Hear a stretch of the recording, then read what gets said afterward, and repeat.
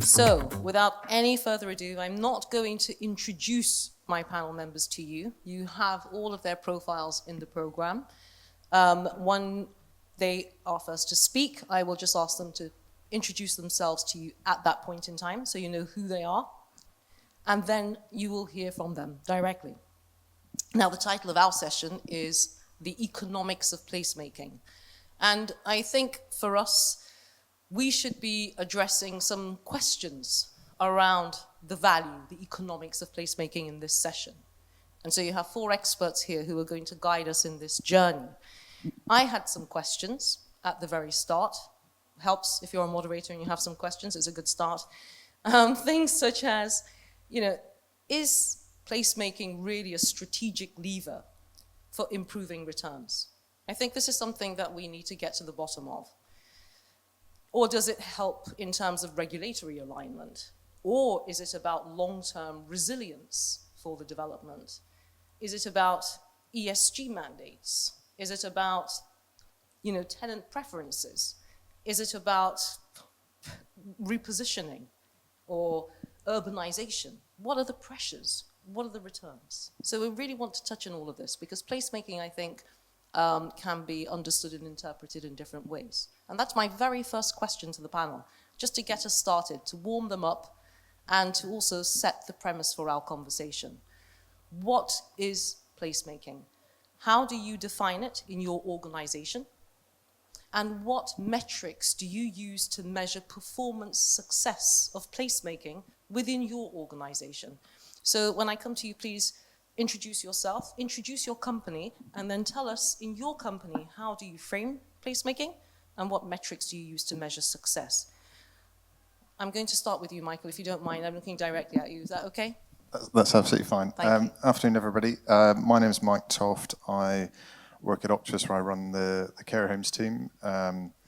We run a fund that's about 1.7 billion in size. That's about 110 care homes around the UK. And in terms of what we're doing, in terms of investing in place, in terms of driving return, for us it's all about repositioning care homes, whereas we look at the built stock in the UK, a lot of it is obsolete. There's a desperate need for new quality care beds in the UK to meet the growing population demand coming through. We don't, that's probably the answer you don't want, but we don't look absolutely on the return from placemaking itself. It's implicit in our return from our funds. We're driving 8 to 8.5% returns year on year. We have done since 2017. And that's all about doing the right thing, placing care homes in the heart of the community as we see it. So it's really integrating the community. There's a requirement for all types of tenure, property sizes across the population base, making sure we're providing that accommodation for elderly residents. But with that, because there's obsolete care homes in the UK, we need to reposition stock. We are funding the construction of new care homes. So it's really driving that ESG agenda, making sure homes are fit for the future, fit for the long term, gives the footprint for our operators to provide the highest quality of care. If they do that, everything else should take care of itself, to oversimplify. One element where we are looking on return on investment is looking at the issue of, yes, we do have some homes that we've developed since 2017 and some a bit older. It's the retro piece for ESG. How do we get towards net zero? So it's trying to quantify the sum of investment that's required, position ourselves to tackle the low-hanging fruit, really lean on technology to think, how can we get ourselves to net zero by 2040, which is our fund target. That's your existing assets that you're talking about. That's existing assets, yeah. So yeah. retrofitting the existing exactly. stock, which is the big challenge, as we were discussing earlier. Absolutely. Angeliki. Hello, I'm Angeliki Krania. I'm the Environment Manager for King's Cross on behalf of Related Agent. Related Agent is a developer and asset manager of the King's Cross estate, Branch Cross, Tottenham Hale and other projects. My main area of focus is sustainability and ESG, so maybe placemaking is an interesting area where we feed in quite a lot. Our focus at King's Cross is around delivering net zero by 2035, biodiversity, increased circular economy, health and well-being, tackling inequality, social value, and safety and belonging. And what does all that mean, and why is that so important for placemaking? It's because as a developer related to that, and what we started since the beginning, well before my time, because I joined like quite recently, as you can imagine, is creating spaces for people to come back again and again, spaces that people love, as well as the same way that Balancing would love them. And that is what brings the people back and brings the people to have that connection with the space. Great. Thank you. Martin. Yes, so my name is Martijn van der Graaf. I'm the COO for Western Europe at Ascendi, so recently renamed 2 months ago. And for me, placemaking, I think it's quite a broad subject, because in the beginning you say, okay, we're going to talk about placemaking, but what is placemaking? And it can be very broad. And taking it back to hotels, well, there's hotels that are somewhere in a city, and what's the connection with that hotel with the environment, and what can we do for everything which is around the hotel, and what is the position that the hotel has. And I think for us as a company, we look like, what can we do for our hotel, and we're also having, I think, perhaps later on a little bit on discussions on returns, where we really look at what are the returns for our hotels, but at the same time, what can we also do for the community around us, and how can we bring that together? So how can we also make that into kind of a business model? And then I'm thinking, well, to add on to your story, the S on ESG, there's also a lot to be done, where there's going to be benefits for the environment around the hotel, but also for the hotel itself. And then I'm thinking on examples on where there's refugees that can come to work in hotels and get an internship and those type of things. So that are really smaller things which are really locally driven by some hotels and by some managers working in the hotels. So for me, it could be very big. It could also be in, okay, we're gonna build a new hotel. Can we build it, and how can we connect it with the environment? So there's not one answer what is placemaking. I think it's a very broad topic. Very good. Tom. So Tom Mallet from JLL, but I'm part of the JLL Sustainability Consulting division, so working with all different types of real estate assets across the real estate lifecycle, basically to unlock and drive sustainability performance. So to this point around placemaking, I think it's a concept which, you know, we all deal with it in potentially different words, different language. So in the hotel space today, you know, one of the key buzzwords is really around like lifestyle, and that's really much about how you bring hotels to life and interconnect with the local community to animate the space. If you're talking about, you know, aged care or other types of assets, you know, student accommodation, it's probably more language around like community. To make these spaces engaging for the occupiers, the people that are living and you know, making every day interesting and engaging for them. So questions around the services, but to bring it back into the kind of language. From that perspective, there's a whole lot of actions that you can think about from a sustainability perspective to drive performance. And you know, the core kind of metrics around energy, water, waste, circular economy, like these types of kind of principles. So there's definitely much, you know, value on that side, but then increasingly recognition around the social impact metrics as well. So definitely agree. It's a question of thinking holistically around the asset, understanding what the material impacts or opportunities for that asset to influence and create value that ultimately can feed through to both the performance and both from a kind of operational, social impact, environmental impact perspective, but equally through to the commercial returns that come from that asset as well. And do we have any placemakers in the audience? Don't be shy. Raise your hand. No. Okay. Well, then we don't have anyone to challenge the definition. Huh? They should. Placemakers. I was Exactly. expecting everybody to raise their hand, but it's interesting. It's interesting because I think what it does is it shows perhaps the questions asked around what placemaking actually is. Yeah. Now, Michael, you said something which really struck me. You said that your investors take it that the returns are implicit to the investment. And I thought that was a really striking comment, because as an investor, most investors that I know and work with, they may not be happy if you say, well, the returns are implicit they will want to have some very hard numbers around value per pound, dollar, euro, whatever the currency. So I really like to start with you with this next round of questions around design interventions. Now, it's not only for new build and designs, but also for retrofitting, for example, any design intervention when it comes to the operational real estate. In your case, complex needs for care customers. How do you translate the value of those design interventions to make places for customers who are in need of care? Perhaps I should have explained it another way. We don't sacrifice financial return for doing the right thing in the ESG world. We just take it as baked into our strategy that we're trying to progress ESG. It's the right thing to do for our investors to protect their value in the long term. But can we just stop on that? Because that's a really important point, which I think is very different to most other investors. What do you define as long term, and how do you get away with that? Because if it's not going to give a result in payback within, I don't know, 3 years, that's even a very long time for some investors. How do you get away with that?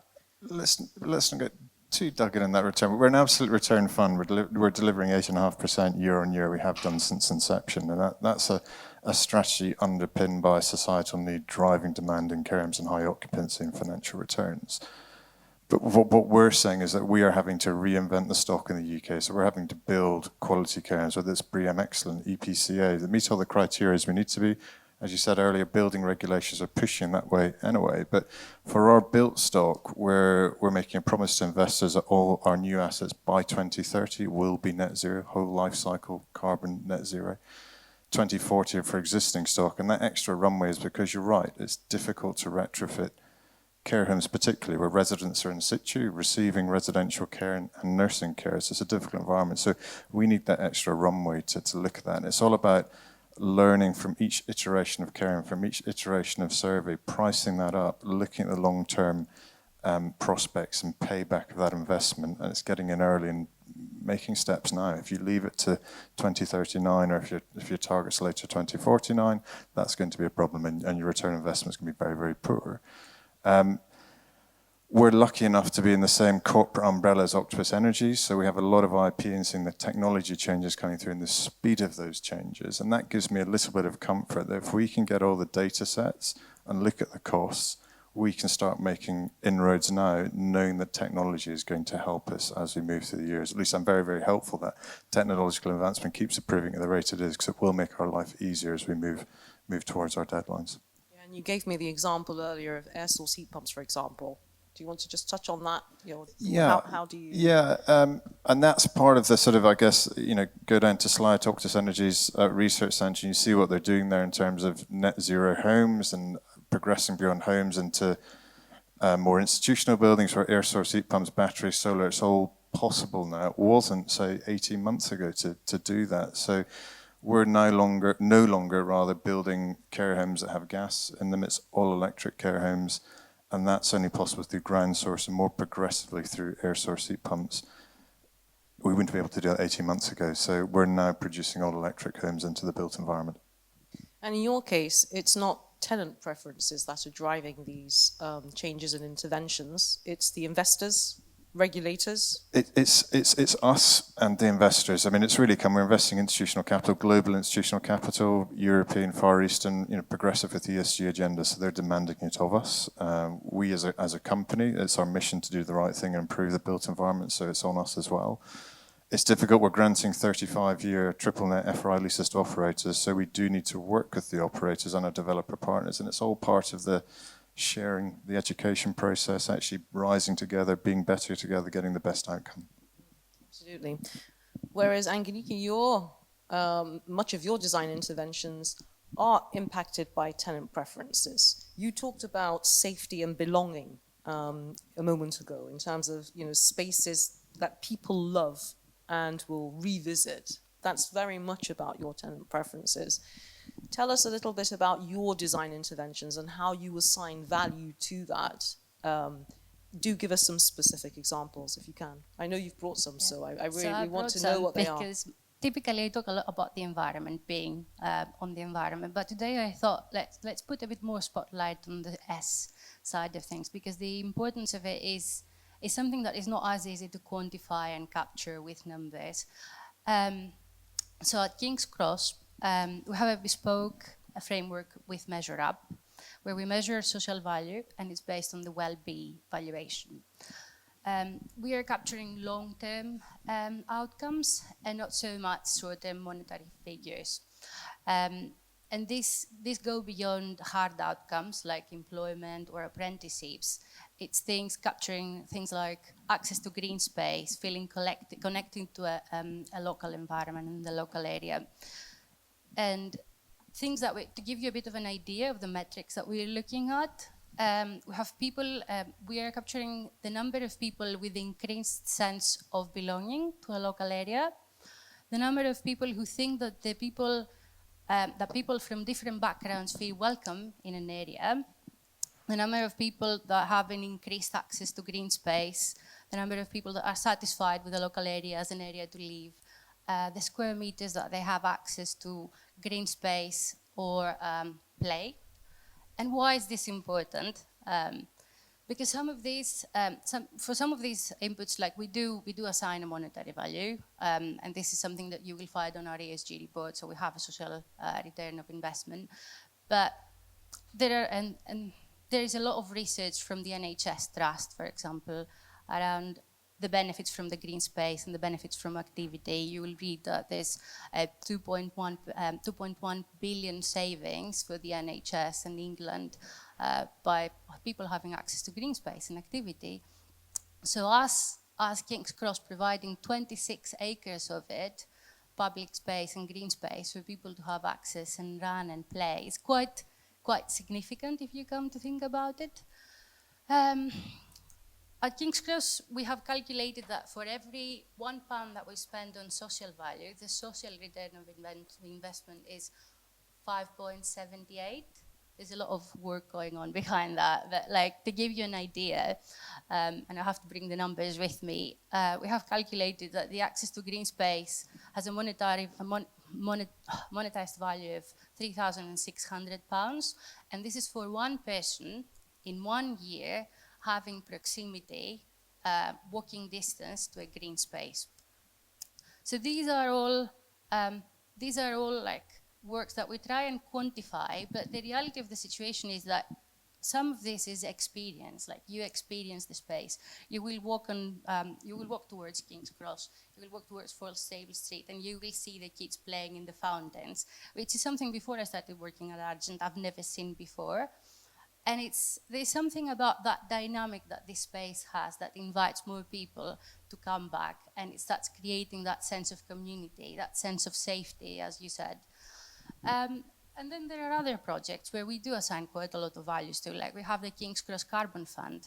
So since the beginning of the development in 2006, King's Cross has been contributing to a carbon fund, and this is a carbon fund accessible for the community, from the community, where they apply for funding for carbon reduction projects. Like last year, we had a local school applying, and we've installed solar PVs.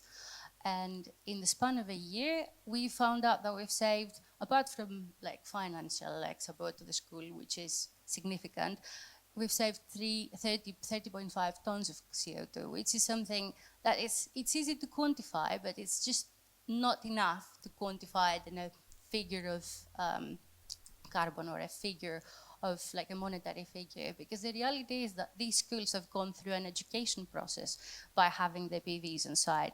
They have received quite a lot of like workshops around PVs, the importance of sustainability, which is things that probably when I was at school I wasn't exposed to. So there is the value of that is not as easy to capture, but it's something that we experience, and it's something that creates the sense of belonging in a space. And people want to come back, and people want to be part of it, and people love King's Cross, pun intended. It's fantastic. I must say, I'm absolutely intrigued by the £1 investment creating £5.68 of return in terms of social value. That's something that I'd love to unpick. I'd love to unpick. Glad that you've jumped in there, Martin. Tell us about this from a hotel perspective. Remember, the question was about design interventions, the value assigned to design interventions in terms of placemaking. Now, in a hotel, what differentiates a hotel from, arguably, from other types of operational real estate is the experience, right? It's a different form of experience that you are trying to create in terms of placemaking and a space. So how do you assign value to those design interventions? Well, in a way, it's indeed hotels are in a place, and there's all the differences around it. I think one of the examples what you can give, because sometimes it's difficult to put a value at it. What is the real value? I can give some examples.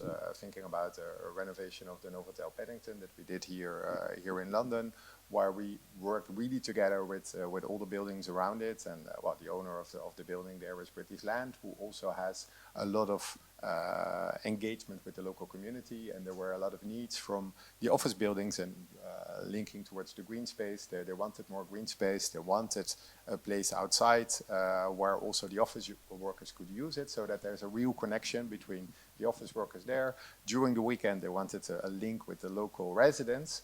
And we worked on a program together, and it was financed actually by all parties. So there was British Land paying a part of it. There was us as a hotel paying a part of it. And there it really became a business model, because the business model was, okay, we redesigned the space around the hotel. Yes, it's a hotel space. So yes, it's a restaurant, it's a bar, it's a terrace, and the people are paying for it.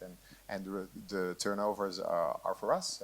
So it is good, of course, for our return on investment there. But there was also really more than what we could afford if you only look at the value for us as a company.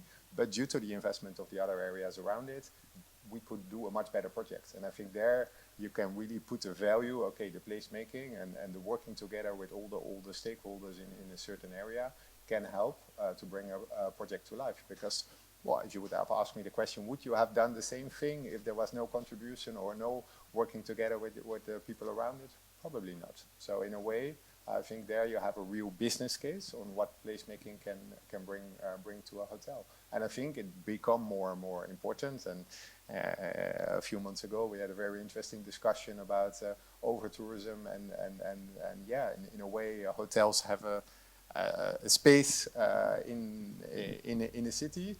But well, that's not always seen like that by the local residents. Thinking about the protests that were happening in Barcelona, for example, against the tourists. So I think also from that perspective, it's important to work together with all different stakeholders, and you can definitely build a business case on it. And for us at the Sandy, we use the ESG part as a part of every single calculation that we do on investment. We've got an SRI grid, so for every investment that we do, we calculate, okay, what is our sustainability score for a certain hotel before the investment? If we do the investment, what is the score afterwards? And how does that relate to the other hotels that we own in the estate? So in a way, every single investment decision that we take, we don't forget about the sustainability part. So in a way, there's a business case to it. But sometimes it's hard to find it, and it's not always as easy as the usual business case. Yeah, interesting. So in your case, it's of course the investors who are driving this, but also not just your tenants, the hotel guests, but also the local community who are making a big impact on the design interventions and the calculation of value for the placemaking. Now, I'm just so tempted to get Tom into the valuation question, but I'm going to resist that for a moment. And I just want to ask somebody to be my timekeeper in the audience. Who would be willing? Michelle? 10. First of all, tell me what time it is now. Okay, so then, Tom, I'm going to turn to you now and say, okay, let's really drill down now on the sustainability piece. And, you tell us. I don't think we've got the time. Tom's suggestion was to ask the audience a question. So why don't we start with that? Go for it. So, yeah, I was going to ask the question. So for those, obviously, in the audience, within your businesses today, do you have a kind of sustainability strategy that's in some way defined? So just a quick show of hands. Okay, so pretty high number of hands. Keep your hands up for now. And then the follow-up question to that, has that been translated into your real estate strategy? operationally. Good number of hands staying up, which is great to hear. So, I mean, I guess the point on that is to say that you are quite a long way down the path in terms of identifying, what are your kind of key sustainability metrics. You've probably done materiality assessments, all that kind of stuff, to work out, how you derive value, what your impact on the environment is, as well as impact on the environment potentially on your business as well, this whole double materiality frame.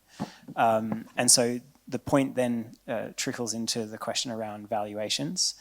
So we've been doing within JLL collaboration between our valuation teams and ESG valuation teams and the consulting teams, focus on hotels, looking at basically this whole value thesis piece and how from an developer, owner, operator perspective, where there's opportunities to derive value.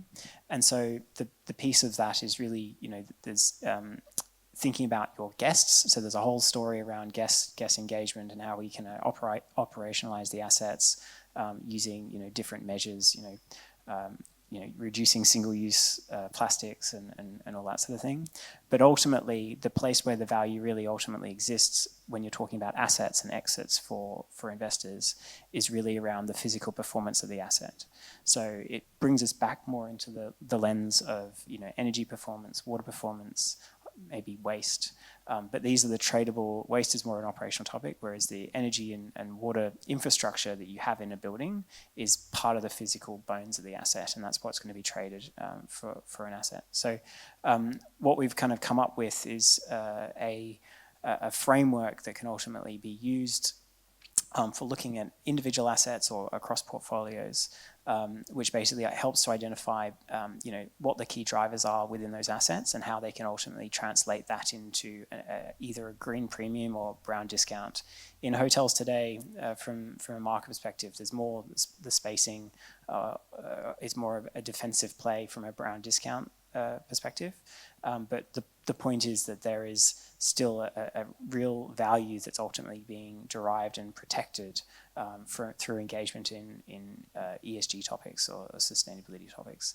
So I guess going back from the discussion here, like it's a question of always understanding, who are your stakeholders, who you're engaging with, and then building a strategy from there, and putting in place, the right people, the right policies, the right technology. The key thing here is, we heard about measurement, making sure you've got robust systems around, defining your measurement processes, and then from there you can build a business case, which ultimately can support that cycle of new investment and further progress and measures. I think that's a really good place to draw the conversation to a close, except I just want to ask you one final thing, which is about climate resilience. Yes. Because surely physical risks will impact your value it doesn't matter what type of real estate, but it's going to have an impact on your valuation. And I'm just wondering, it was certainly a question that, given more time, I would have liked particularly to ask to Angeliki, because of all the huge investment that has been made in placemaking right here in King's Cross. We're right on the doorstep of the amazing water fountains, and Andrew Sangster, one of the organizers of this event, was particularly interested in some of the large rocks that you have had brought in from goodness knows where, which must have cost an absolute fortune. So, tell me perhaps just one quick comment, and then we'll draw the conversation to a close on climate resilience and the impact of that in terms of placemaking and valuation. Well, I'd say, in the sustainability space, there's a lot of reporting and all that sort of stuff that's driven, by government regulation, all that sort of thing. But ultimately, if you bring it back, sustainably back to the basics, and a lot of the reason why this regulation is obviously being put in place is ultimately in response to the climate change, which is driven by emissions and that whole piece. And so the reality is that we are facing a change in climate, and that's going to have a physical impact on assets, and that's being felt today. Today, it's a critical piece for all investors to be really looking at their portfolios, looking at assets, and thinking about potential impacts around increasing heating loads, potentially cooling loads, and that has real operational impacts. So it's definitely all investors need to be engaging with physical risks, wider climate risks, and yeah, love to hear about the rocks. Well, I can hear a bell ringing, which means that we're bang on time. Ladies and gentlemen, thank you very, very much for listening and participating. And I want to thank my panel. Please join me in thanking them.